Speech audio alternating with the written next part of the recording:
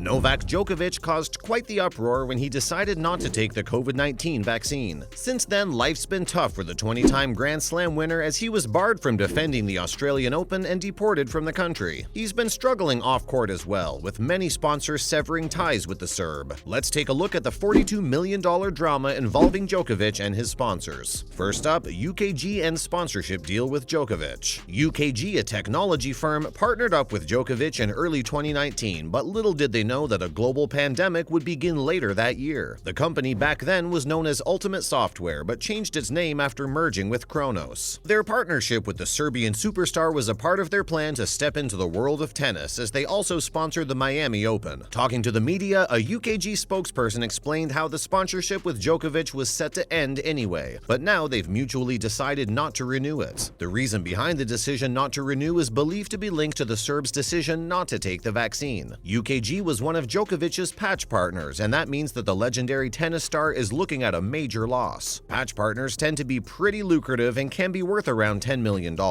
He was sporting the UKG brand during his appearance in the Dubai Open back in February, but they've disappeared from his shirts in recent weeks during the Monte Carlo and Madrid Open events. Reportedly, he earns around $42 million from his sponsorship deals per year, and this would come as a huge blow to that figure. Next, UKG joins Peugeot. UKG isn't the only company to end its sponsorship deal with Djokovic. He's faced a lot of backlash in the last few months. Peugeot became the first company to cut off its sponsorship deal with the world number one back in March. Carlos Tavares, head of Peugeot's parent company Stellantis, confirmed the decision in a presser. After the UKG, it seems like Djokovic will be nursing more losses off the court. It's not like we'll be seeing him without a sponsor altogether when he shows up in Roland Garros later this month. His biggest sponsor, Lacoste, is sticking with the Serbian, and some of his other sponsors have confirmed their decision to persist too, despite the vaccine fiasco. This includes the likes of Head, Asics, Hublot, and Raiffeisen Bank. Hublot's CEO, Ricardo Guadalupe, told Reuters that his company valued personal freedom and that the decision to take or not to take the vaccine is a personal one. We understand where Guadalupe is coming from, but it makes little sense to say that taking the vaccine is a matter of personal freedom. It's not because without taking the vaccine you remain at risk of catching the COVID-19 virus and in turn infecting others. This is a selfish decision, and a lot of troubles could have been avoided had Djokovic simply taken the vaccine. Now that two sponsors have officially distanced themselves following the vaccine controversy, it raises the question if other sponsors could do the same. It's a possibility, of course. Companies tend to avoid political issues because they aren't great for their brands. Novak Djokovic made around $30 million